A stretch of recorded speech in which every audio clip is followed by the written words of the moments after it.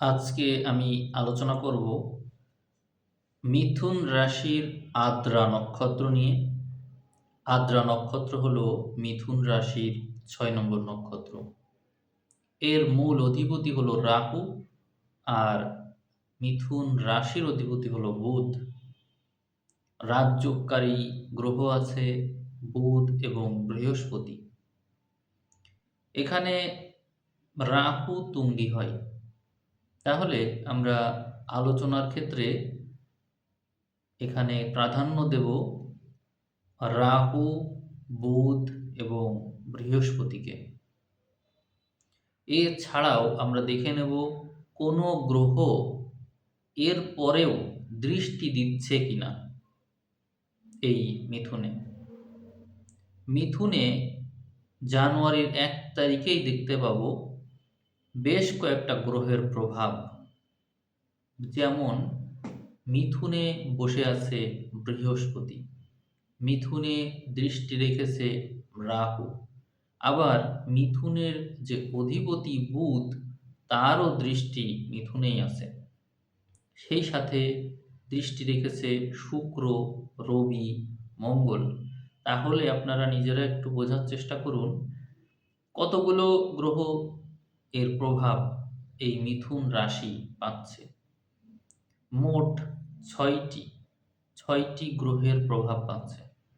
তো তার মানে আপনারা বুঝতে পারছেন যে এই মিথুন এমনিতেই ডুয়ালিটির কারক গ্রহ, সাথে এতগুলো গ্রহের যুক্ত প্রভাব তার জীবনকে করবে বৈচিত্র্যময়। জানুয়ারির ১ তারিখ থেকেই আপনারা দেখতে পাবেন মিথুনের জাতক জাতিকারা আপনারা যারা আছেন তাদের মধ্যে জ্ঞানের প্রতি আগ্রহ যেমন বাড়বে, তেমনি দায়িত্ব নেওয়ার যে বৈশিষ্ট্য সেটাও জাগ্রত হবে। ২০২৬ সাল আপনাদের জন্য অত্যন্ত শুভ একটি বছর। আপনাদের যদি লগ্নটা ভালো কোনো জায়গায় থাকে তাহলে বছরটি আপনাদের জন্য অনেক শুভ। জানুয়ারিতে যতগুলো গ্রহ আপনার এই ঘরে দৃষ্টি দিতে পারছে এবং বিপরীত ঘর থেকে দৃষ্টি দিচ্ছে, এত এত শুভ প্রভাব অন্য কোনো রাশি পাচ্ছে না। আপনাদের জন্ম সময় আমি জানি না আপনাদের রাহু কোথায় আছে, কিন্তু রাহু যদি ভালো ঘরে থাকে তাহলে আদ্রা নক্ষত্রের জন্য অত্যন্ত শুভ একটি বছর হতে চলেছে এই ২০২৬ সাল। এই মুহূর্তে এই জানুয়ারিতে রাহু বসে আছে কুম্ভতে, নিজের নক্ষত্রে তাও। তাহলে রাহুর দিক থেকে অত্যন্ত ইতিবাচক একটা অবস্থান, এবং রাহু আছেও শনিরই ঘরে। অতএব এই রাহু যতটুকু উপকার তার পক্ষ থেকে করা যায় করবে। এদিকে বৃহস্পতিও নিজের নক্ষত্রে বসে আছে এই মিথুনে। বৃহস্পতি রাহু দৃষ্টি বিনিময় করছে, ফলে আপনার মধ্যে একটা বিষয় অবশ্যই ঘটবে, আর সেটি হলো মধ্যস্থতা করা। কি ন্যায় আর কি অন্যায়, কি ধর্ম কি অধর্ম, উভয়ের মাঝেই আপনি অবস্থান করবেন। অর্থাৎ আপনি এই সময়ে মধ্যস্থতাকারী হিসেবে যতটা সফল, অন্য কোনো রাশির মানুষ আপনার মতো এতটা সফল হতে পারবে না। মধ্যস্থতাকারী হিসেবে আপনি খুবই সফল হবেন। আপনি পরিস্থিতিকে উদ্ধার করার জন্য ধর্মকে ব্যবহার করবেন। যখন যতটুকু ধর্ম পালন করলে হয় আপনি ততটুকুই করবেন। যতটুকু সত্য বললে কাজ উদ্ধার হয় আপনি ততটুকুই সত্য বলবেন। মানে আপনি কিন্তু পুরোপুরি সত্যবাদী না, আবার আপনি পুরোপুরি মিথ্যাবাদীও না। আপনি পরিস্থিতি অনুযায়ী আচরণ করবেন। আপনার ধর্ম কেমন হবে আমি আরেকটু বুঝিয়ে বলি। আপনি তার সাথেই ভালো আচরণ করবেন যে নিজে ভালো। আর তার সাথে মন্দ আচরণ করবেন যে নিজে মন্দ। অর্থাৎ অন্যায়কারীর সাথে আপনি অন্যায় করবেন, আবার সৎ ব্যক্তির সাথে আপনি নিজেও সৎ থাকবেন। এই যে আপৎকালীন ধর্ম এবং আ কিছু, কিছু ক্ষেত্রে এমন আছে না যে যেটাকে আমরা অধর্ম মনে করি। এই ধর্ম অধর্মের যে প্রসঙ্গ আছে, এই প্রসঙ্গটাকে বাস্তবে কাজে লাগানোর মতন পদক্ষেপ আপনিই নিতে পারবেন। অন্য কেউ পারবে না। কেন পারবেন? কারণ হচ্ছে রবি আপনার ৭ম ঘরে আ জানুয়ারি মাসের ১ম যে ১৫ দিন আছে, এই সময়ে এই ধনুতে অবস্থান করবে, করে রবির দৃষ্টিটা মিথুন পাচ্ছে। আর কেউ কিন্তু পাচ্ছে না। এই যে সরাসরি বিপরীত দৃষ্টি পাচ্ছে, ফলে সেখানে আছে বৃহস্পতি নিজের নক্ষত্রে। বৃহস্পতি রাজযোগকারী গ্রহ হিসেবে বল পেয়ে গেল। এজন্য আপনারা যদি চাকরি ক্ষেত্রে থেকে থাকেন, তাহলে নিশ্চিত থাকেন আপনি কিছু না কিছু পাবেন।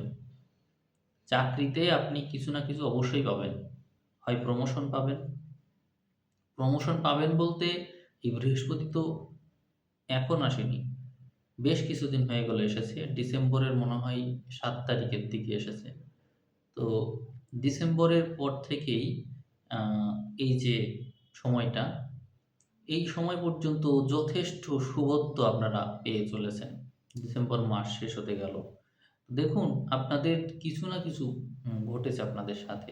বিশেষ করে ডিসেম্বরের ১৫ তারিখ থেকে এই রবির প্রভাব পাচ্ছেন। ডিসেম্বরের ১৫ থেকে জানুয়ারির ১৫, এই যে একটা টাইম, এই টাইমটা আপনার জীবনের আ রিমার্কেবল টাইম বলা যায়। কিছু না কিছু আপনার সাথে ঘটবেই ঘটবে। কারণ ওখানে আছে জন্ম সময় আপনার চন্দ্র, সেখানে আছে বৃহস্পতি এখন আসলো গোচরে, আর রবি আছে ধনুতে। এত শক্তিশালী হতে পারছে। বৃহস্পতি চন্দ্রের সংযোগ তো আপনারা বোঝেন। আর এদের বিপরীতে রবি থাকা মানে তার যে শক্তি, এটা তো বিরাট ব্যাপার। অতএব এটা চ্যালেঞ্জ করে বলা যায় যে আপনার সাথে শুভত্বের কোনো কিছু ঘটবেই ঘটবে। টাইম কত? ডিসেম্বরের ১৫ থেকে জানুয়ারির ১৫, এটা ঘটবেই। এখন আমি লগ্ন সাপেক্ষে আপনাদেরকে কিছু কথা বলবো। যদি আপনারা আপনাদের লগ্নটা জানেন, তাহলে এই আলোচনাটা করা সহজ হয়। তো আমি এই রাশিফলটা একটু শেষ করে নিই, তারপর লগ্নফলটা ধরছি। দেখুন, এই আপনার রাশির বিপরীত ঘরে যে গ্রহগুলো আছে, এর প্রভাবে আপনি বিবাহের দিকে ঝুঁকে যেতে পারেন, রিলেশনে ঝুঁকতে পারেন, আবার বিজনেসে ঝুঁকতে পারেন। কারো সাথে পার্টনারশিপেও ঝুঁকতে পারেন। মোট কথা, আপনি কোনো না কোনো বিষয়াদির সাথে যুক্ত হবেন, যাতে আপনার লাভ আছে এবং এই সময়ে আপনার বিবেচনাবোধ প্রশংসনীয় হবে। আমি ধারণা করছি আপনি এ সময়ে কোনো বিপরীত লিঙ্গের মানুষের সাথে সম্পর্কে জড়াবেন। এটি আমি ধারণা করছি এবং খুব বেশি পসিবিলিটি। আমি কিভাবে হচ্ছে সেটিও আপনাকে বুঝিয়ে বলি। এই দেখুন, মিথুনের অধিপতি বুধ আছে ধনুতে, আর ধনুর অধিপতি বৃহস্পতি আছে মিথুনে, মানে ঘর পরিবর্তন। এর থেকে স্পষ্ট হয়ে যায় যে আপনি বিবাহের দিকে ঝুঁকবেন এবং এখানে শুক্র আছে। এইখানে শুক্র আছে। অতএব এই বিষয়টা আরো স্পষ্ট হলো এবং এখানে যে গ্রহগুলো আছে প্রত্যেকেই শুক্রেরই নক্ষত্রে। তার মানে এখানে বোঝাই যাচ্ছে যে আপনি বিবাহের দিকে ঝুঁকবেন। বিশেষ করে ডিসেম্বরের ১৫ তারিখের পর থেকেই আপনারা আপনাদের জীবনকে যদি লক্ষ্য করেন, দেখবেন আপনাদের মাথায় রিলেশন নিয়ে চিন্তা এসেছে। আর যাদের রিলেশন অলরেডি আছে, যারা বিবাহিত, তারা বিজনেসের দিকে ঝুঁকতে পারে অথবা দাম্পত্য জীবনে আরো বেশি সুখী হতে পারে। কিছু না কিছু হবেই। কোনো না কোনো ডেভেলপমেন্ট হবেই। তো এখান থেকে বলা যায় যে আপনি তার মানে বৃহস্পতির এই রাশিতে অবস্থানের কারণে অনেক কিছু পেতে চলেছেন। বৃহস্পতি কিন্তু রাজযোগকারী গ্রহ। একে অবহেলা করার কোনো সুযোগ নেই। আপনারা অনেকেই কমেন্ট করে বলেন, মিথুন রাশির কোনোদিন ভালো হবে না। না, এত সহজেই কোনো রাশির ভালো হবে না এরকম বলে দেওয়া যায় না। কারণ হচ্ছে হচ্ছে এমন এক পরিস্থিতি যখন রাশির অধিপতি বুধ, তুঙ্গী গ্রহ বৃহস্পতি এবং নক্ষত্র অধিপতি রাহু ৩ টা গ্রহই এই রাশির উপর প্রভাব রেখেছে একসাথে। তাহলে আপনার সাথে মন্দ কিভাবে হতে পারে? মন্দ তো হওয়ার সুযোগ নেই। এইটা মাসের ১৫ তারিখ পর্যন্ত বহাল থাকছে। অতএব মাসের ১৫ তারিখ পর্যন্ত আপনার সময় ভালো। এরপরে যে সময়টা আসবে তখন গ্রহগুলো চলে যাচ্ছে মকরে। তখনকার পরিস্থিতি কিছুটা মন্দ থাকবে। সেই পরিস্থিতিকেও মেনে নিতে শিখতে হবে। কিন্তু মাসের যে ১ম ১৫ দিন এইটা কিন্তু অনেক ভালো। যতটা ভালো আপনারা করে নিতে পারেন, পরিস্থিতি যত ভালো করে নিতে পারেন, পরিস্থিতি আপনার অনুকূলে থাকবে আপনি যত ভালো করে নিতে পারেন এবং যা সুবিধা সেখান থেকে পেতে পারেন, যা লাভ উঠাতে পারেন, এটা আ আপনার জন্য যে পরিমাণে সুযোগ নিয়ে আসছে, এটা কিন্তু অন্য কোনো রাশির মানুষ পেতে পারছে না। এটাই হচ্ছে অবাক করা বিষয়। আমি কিন্তু ব্যাখ্যা দিয়ে বুঝালাম কিভাবে সুবিধাটা আপনারা পাচ্ছেন। তো মকরে এসে এই গ্রহগুলো যখন থাকবে ১৫ তারিখের পরে, তখন একটা রিস্কি টাইম শুরু হয়। রিস্ক মানে হচ্ছে এই সময়ে আ রাজনৈতিক সমস্যা হওয়ার সম্ভাবনাটা বেশি। সেক্ষেত্রে আ যেহেতু এটা পৃথ্বীকারক ঘর, এজন্য আমি ধারণা করছি এই সময়ে আন্দোলন, সংগ্রাম, সংঘর্ষ এরকম নানান কিছু ঘটতে পারে। সেই ক্ষেত্রে আপনাকে একটু সাবধানে থাকতে হবে। এ সময়ে বিশেষ ভালো ফল বলতে নিজেকে সেফ রাখাই হচ্ছে বড় ব্যাপার। আমি সেটিই বলব, আপনাকে পরামর্শ দেব। নিজেকে সেফ রাখবেন। ঝামেলার ভিতরে না যাওয়ারই চেষ্টা করবেন। এই সময়ে মানুষের মধ্যে আ ন্যায়পরায়ণতার যে আ বৈশিষ্ট্য সেটি কিন্তু থাকবে না। এখন যেমন কোনো ঘটনা ঘটলে আমরা ন্যায় বিচার প্রত্যাশা করছি, আন্দোলন করছি, কিছু না কিছু করছি। ১৫ তারিখের পর থেকে, জানুয়ারির ১৫ তারিখের পর থেকে কিন্তু এমনটা ঘটবে না। তখন আ বিচার না হওয়ার সম্ভাবনা বেশি থাকবে। যেকোনো ঘটনারই হয়তো বিচার হবে না। ইনস্ট্যান্ট অনেক কিছুই ঘটবে। এ সময়ে মানুষ মরবে তো অনেক, অনেক প্রাণহানির ঘটনা ঘটবে। সেক্ষেত্রে যুদ্ধবিগ্রহ, ছোটখাটো যুদ্ধবিগ্রহ বাধার সম্ভাবনা রয়েছে। অস্ত্রের প্রয়োগ, বোমা নিক্ষেপ এরকম নানান ঘটনার কিন্তু ইঙ্গিত আমরা পাই। এখানে আমি আপনাদেরকে পরামর্শ দেব যে আপনারা এই বিষয়টাকে সবসময় নিজেদের খেয়ালে রাখবেন। আমি মঙ্গল এবং রবি এর সংযোগকে এই মকরে রেখেই কিন্তু এই বিষয়টাকে গুরুত্ব দিয়ে আলোচনা করলাম। আপনারা আশা করি আমার কথাগুলোকে মনোযোগ দিয়ে শুনেছেন এবং বুঝতে পেরেছেন যে আমরা আসলে একটা কঠিন সময়ের মধ্য দিয়ে যাচ্ছি এবং এই পরিস্থিতি আমাদের জীবনে অনেক ভয়াবহতা সৃষ্টি করতে পারে। এ সম্ভাবনা আছে। মকরে মঙ্গলের তুঙ্গি হওয়া স্বাভাবিক কোনো ঘটনা না। এটি আমাদেরকে যুদ্ধের দিকে ঠেলে দিতে পারে। নানান জায়গায় অগ্নিকাণ্ড হওয়ার সম্ভাবনা থাকবে। মানুষ মারা তো অলরেডি যাচ্ছে, মঙ্গলের এই ধনুতে আছে তাই। কিন্তু ওখানে গেলে এটা আরো বাড়বে। বৃহস্পতির নিয়ন্ত্রণে মঙ্গল আছে, তার কারণে বিশেষ কিছু ঘটতে পারছে না। যা ঘটছে তা তো ঘটছে, তবুও বিশেষ না। কিন্তু সামনের পরিস্থিতি আরো ভয়াবহ। এই ক্ষেত্রে মাসের শেষ ১৫ দিন শুধু আপনি না, অনেকের জন্যই অতটা ভালো না। এখন আমরা লগ্ন সাপেক্ষে একটু দেখার চেষ্টা করব যে জন্ম সময়ে তো আপনার চন্দ্র এই মিথুনে ছিল রাহুর নক্ষত্রে, কিন্তু এই মুহূর্তে লগ্ন সাপেক্ষে আলোচনা করতে গেলে আপনার জীবনটা কেমন হতে পারে? যদি বলি মেষের কথা, মেষের সময় ভালো। মেষের সময় ভালো কেন? কারণ হচ্ছে মেষের ঘর সাপেক্ষে গ্রহগুলো ভালো, ভালো ঘরে আছে। তবে মেষের মানুষ যদি বিজনেসের সাথে যুক্ত থাকে, বিজনেস, এবং বিজনেসটা হতে হবে বৈদেশিক। ট্যুর সংক্রান্ত কোনো বিষয় যদি থাকে, এরকম থাকলে ভালো, অনেক ভালো করবে। লগ্ন যদি আপনার মেষ হয় এবং আদ্রা নক্ষত্র, মিথুন রাশি এমন যদি হয়, তাহলেই আপনার এই বিষয়গুলো ভালো আছে। এছাড়াও এই সময় আপনার সৌভাগ্য তো রয়েছে। তবে একটা প্রবলেম থাকতে পারে, সেই বিষয়টা হলো টেনশন।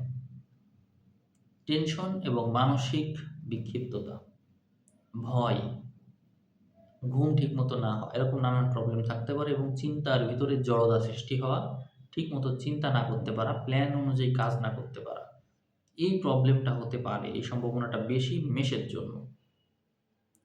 আর যদি বলি লগ্ন আপনার বৃষ, তাহলে বৃষ হলে বৃষের জন্য আবার সময়টা ভালো। বৃষের সম্পত্তি অর্জনের মাত্রাটা বেশি থাকবে। আর ওই যে মেষের কথা বলছিলাম, মেষের কিন্তু প্রচেষ্টা বলটা অনেক বেশি থাকছে। নিজের চেষ্টায় গাড়ি করার যে ভাগ্য, সেটি কিন্তু আপনার থাকছে জন্মগতভাবেই। এদিকে বৃষর নিজের প্রচেষ্টা বলে সম্পদ অর্জন করার ভাগ্য থাকবে। তো সেক্ষেত্রে এই জানুয়ারি মাসটা তার জন্য বেশি ভালো। আর আমরা কর্মঘর বিবেচনা করলেও দেখছি কর্মক্ষেত্রটা অত্যন্ত শুভ আছে। সেক্ষেত্রে বৃষর জন্য সময়টা যথেষ্ট ভালো। তবে সেটি জানুয়ারির যে শেষ ১৫ দিন, এই ১৫ দিনটা বৃষের জন্য বেশি রিমার্কেবল আমি মনে করি।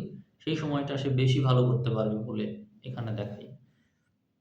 যদি আপনার লগ্নটা মিথুন হয়, তাহলে আপনার সময় সবচাইতে ভালো। বুঝতে পেরেছেন? আপনার লগ্ন মিথুন এবং আদ্রা নক্ষত্র, তাহলে আপনার সময় সবচেয়ে ভালো। কিন্তু কন্ডিশন কি? কন্ডিশন হচ্ছে জন্ম সময় আপনার রাহু ভালো ঘরে ছিল কিনা। যদি থেকে থাকে, ভালো প্রভাব পাই, তাহলে অবশ্যই আপনার সময় ভালো। চলে যাব কর্কটে। কর্কট যদি আপনার লগ্ন হয়, তাহলে বিদেশ ভাগ্যটা আপনার জন্য শুধু শুভ থাকছে। মাসের শেষ ১৫ দিন আপনার জন্য শুভ। জানুয়ারি মাসের প্রথম ১৫ দিন আপনার জন্য শুভ নয়। জন্মগতভাবে যদি আপনি বিদেশগামী হন বা বিদেশ সংক্রান্ত কোনো বিষয় নিয়ে কাজ করে থাকেন, একমাত্র ওই বিষয়টাই আপনি ভালো করবেন। এবং এই সময়ে, এই বছরে ২০২৫-২৬ সালে বিদেশ ভাগ্য আপনার জন্য অত্যন্ত শুভ।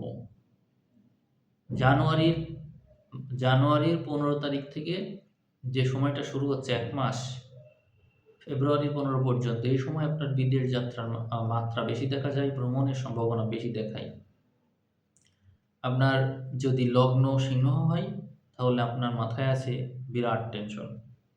আপনারও বিদেশ ভ্রমণটা অনেক ভালো, বিদেশে সেটেল হওয়ার ভাগ্য রয়েছে এবং এটা তীব্রভাবেই রয়েছে। সম্ভবত আপনি বিদেশে সেটেল হতেও পারবেন, কোথাও না কোথাও যাত্রা করার সম্ভাবনা আছে। যদি আপনার কর্মঘরটা ডেভেলপ করতে পারেন, অর্থাৎ জন্ম সময় কর্মঘরে কোনো গ্রহ থেকে থাকে, বা নিজের মেধাকে বৃদ্ধি করার জন্য, বা কোনো ডিগ্রি নেওয়ার জন্য, বা চাকরি সূত্রে, অথবা উচ্চতর ডিগ্রি নেওয়ার জন্য পড়ালেখা করে কোথাও সেটেল হতে চান, বা নিজেকে আরও বেশি ডেভেলপ করতে চান, এরকম কোনো বিষয় যদি থেকে থাকে, তাহলে আপনি বেশি সাপোর্ট পাবেন। আপনার লগ্ন যদি কন্যা হয়, তাহলে আপনার সময়কে আমি ভালো বলবো। তবে আপনাদের সম্ভবত বিবাহের ক্ষেত্রে ঝামেলা আছে, বিবাহ হতে চাচ্ছে না, সময় অতিবাহিত হচ্ছে, আপনারা অস্থির হচ্ছেন, এই সম্ভাবনাটা বেশি থাকবে। তারপরেও আপনাদের কর্মভাগ্য অত্যন্ত ভালো। এখানে শনির অবস্থান আপনাদেরকে কর্মের দিকে ঝোঁকানোর চেষ্টা করবে। যদি আপনারা কর্মক্ষেত্রে থেকে থাকেন, তাহলে খুব ভালো। কর্ম যদি না হয়ে থাকে, তাহলে আগে বিয়ে করে নেবেন না, আগে কর্মে সেটেল হন, তারপরে বিয়ে করবেন, না হলে আবার ঝামেলায় পড়বেন। এদিকে আপনার প্রচেষ্টা বল কিন্তু অত্যন্ত শুভ আছে। জানুয়ারি মাসে আপনার প্রচেষ্টা বল অত্যন্ত শুভ। আমি আপনাদেরকে পরামর্শ দেব যে আপনারা নিজের হাতে যেহেতু কিছু করার সুযোগ পাবেন, করে ফেলুন, কিছু না কিছু একটা শুরু করুন, ভালোই করবেন। আপনার লগ্ন যদি তুলা হয় তাহলে আপনার সময় যথেষ্ট ভালো। সেক্ষেত্রে আপনিও ওই কন্যার মতনই নিজের প্রচেষ্টা বলে বিশেষ কিছু করতে পারবেন। তবে মনে রাখবেন আপনার রিলেশনশিপের ক্ষেত্রে ঝামেলা থাকবে, আর বিয়ের ক্ষেত্রে ঝামেলা থাকবে। আপনাদের লাইফে একটা স্ট্রাগল থাকবে, সবকিছুর থেকে একটা দূরত্ব থাকবে, মনে কষ্ট থাকবে, এরকম নানান বিষয় দেখা যায়। কিন্তু নিজের প্রচেষ্টা বলের ক্ষেত্রে আপনি কোনো কার্পণ্য করবেন না। এখানে আপনার মধ্যে বিরাট একটা ডেভেলপমেন্টের জায়গা আমি দেখি। ডেভেলপমেন্টটা কিরকম? আপনি নিজের মধ্যে আধ্যাত্মিক শক্তির বিকাশ ঘটাতে পারবেন। এই শক্তিটা আপনার থাকছে। এটি আপনার জন্য অত্যন্ত শুভ।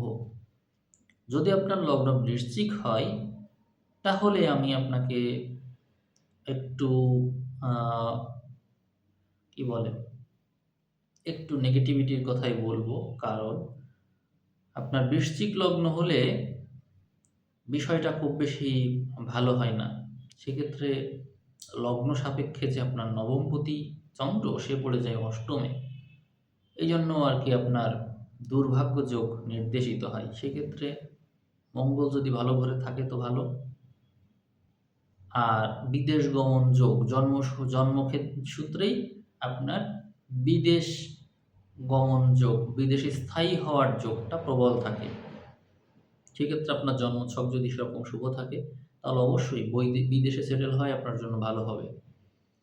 আর এই সময়ে প্রচুর সম্পদ অর্জনের ভাগ্য আপনার থাকবে। তবে মনে রাখবেন, যেহেতু দুর্ভাগ্য যোগ নিয়ে আপনার জন্ম, এই কারণে সম্পদ ধরে রাখতে না পারা বা সম্পদ হাতছাড়া হয়ে যাওয়া, অথবা অর্জিত সম্পদের পূর্ণরূপে ব্যবহার নিশ্চিত হতে না পারা, যে অতৃপ্তি সেটি থাকবে আপনার জীবনে।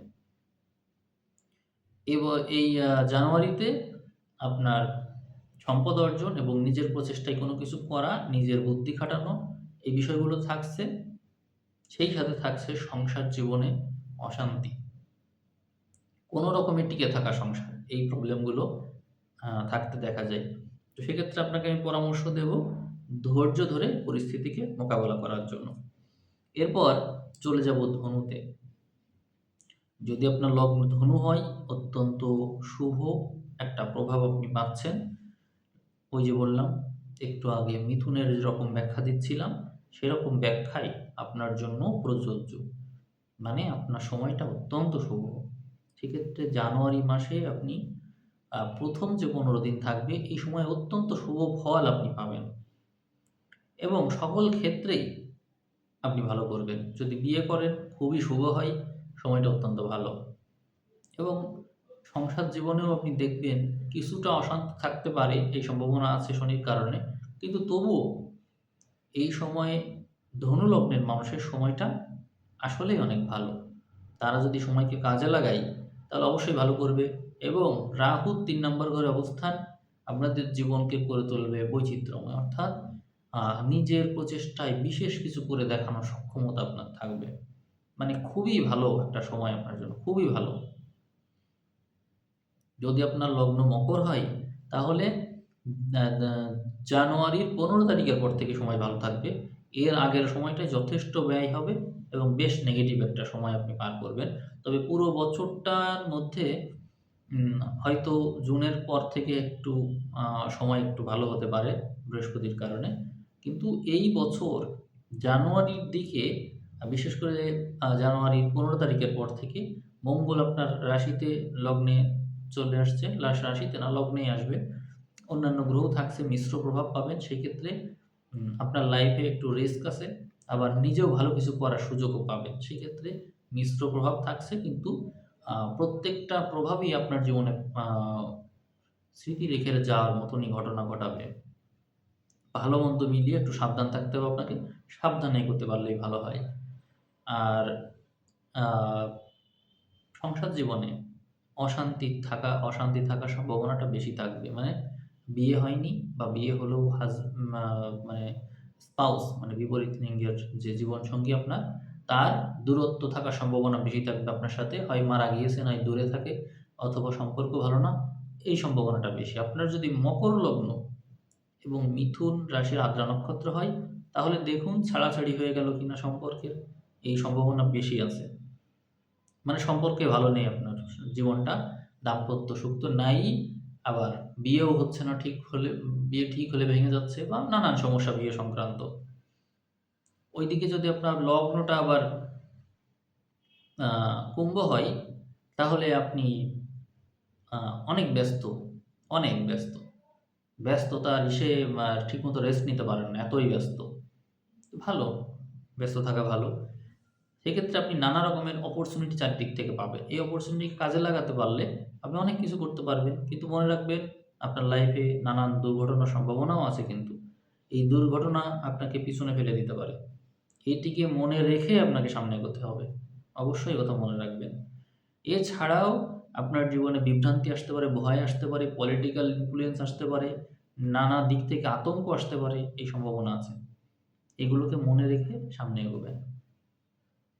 আর আ গ্রহ নক্ষত্রের পজিশন অনুসারে ইনকামের প্রচুর অপরচুনিটি পাবেন। এই সময় আপনার মধ্যে দুর্নীতি করার মানসিকতা দেখা যায়।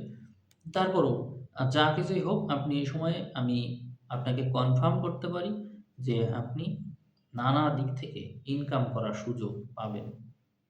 আপনার চাকরি ভাগ্য জন্মগতভাবেই শুভ আছে এবং লাইফে চাকরি আপনি অবশ্যই করবেন। আপনার চাকরি ভাগ্যটা অত্যন্ত শুভ।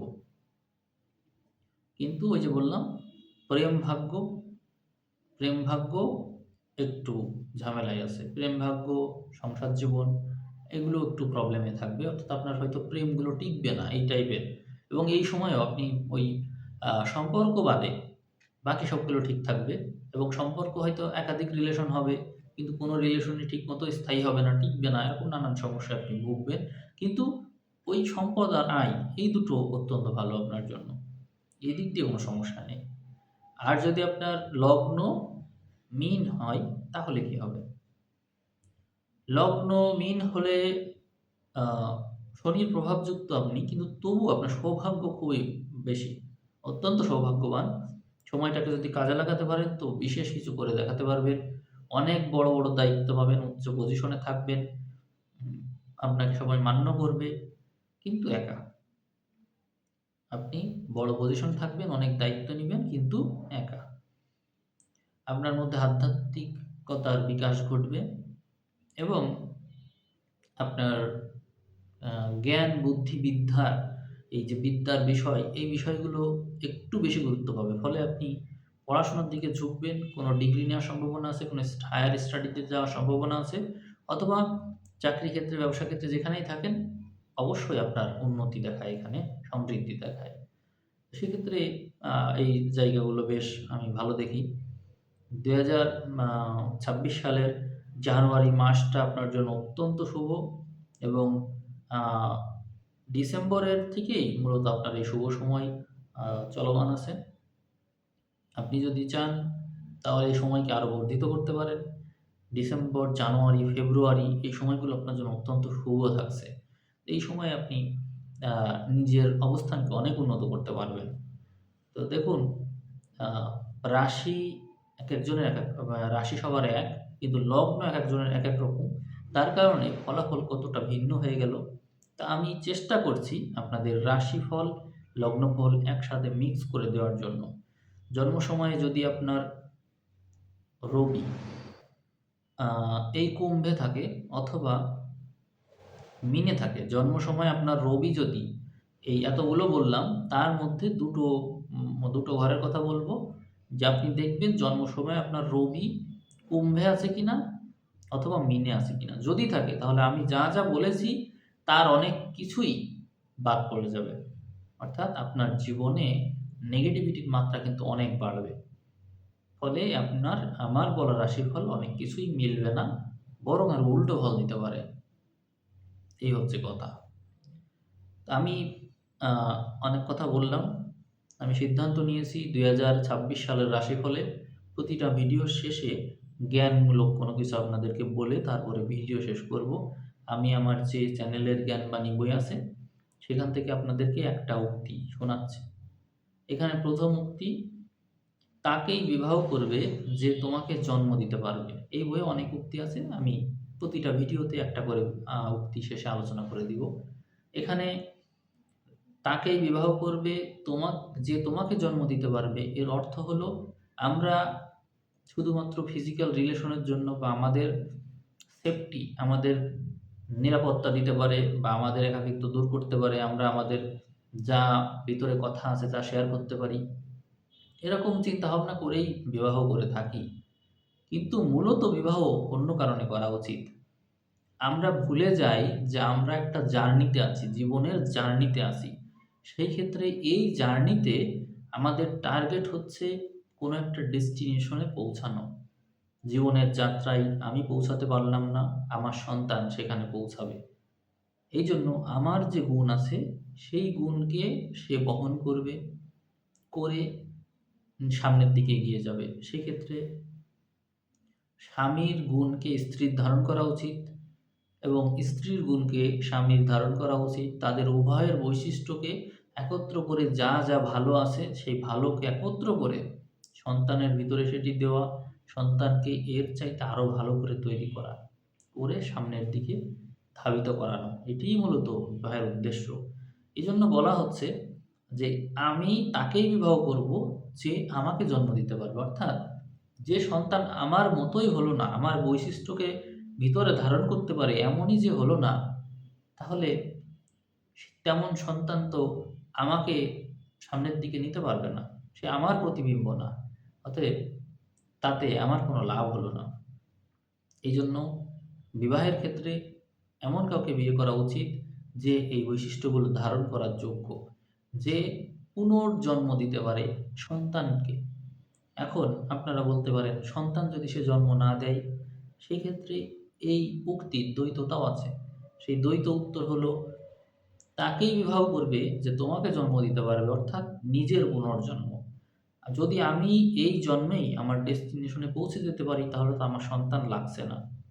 সেক্ষেত্রে আমি এই জন্মেই এখানেই সমাপ্ত হলাম, আমার আর পুনর্জন্ম নেই। সেক্ষেত্রে যে আমাকে আবিষ্কার করবে, যে আমাকে বুঝতে পারবে, আমাকে চিনতে পারবে, যে আমাকে নতুন করে গড়তে পারবে, যে আমাকে ভেঙে আবার আমাকেই জন্ম দিতে পারবে, তাকেই বিবাহ করা উচিত। এটিই বোঝাতে চাওয়া হয়েছে যে যে ব্যক্তি আমাকে অবজার্ভ করে, আমার নিজেকেও আমি ঠিকমতো খেয়াল করি না, কিন্তু সে আমাকে খেয়াল করে, আমাকে প্রতিনিয়ত নতুন করে আবার গড়তে পারে, এরকম ব্যক্তিকে বিবাহ করলে আপনি জীবনে নিজেকে পরিবর্তনের অনেক সুযোগ পাবেন, উচ্চ মার্ক প্রাপ্ত করবেন, আপনাকে আর বারবার জন্ম নেওয়া লাগবে না।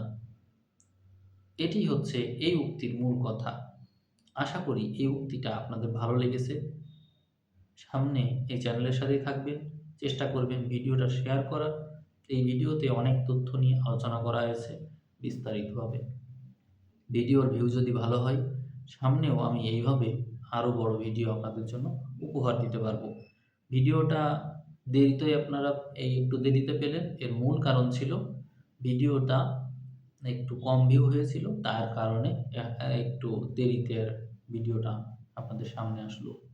এটি আর কি। আপনারা চেষ্টা করবেন ভিডিওতে শেয়ার দেওয়ার, ভিডিওতে কমেন্ট করার, নিজেদের মতামত রাখার।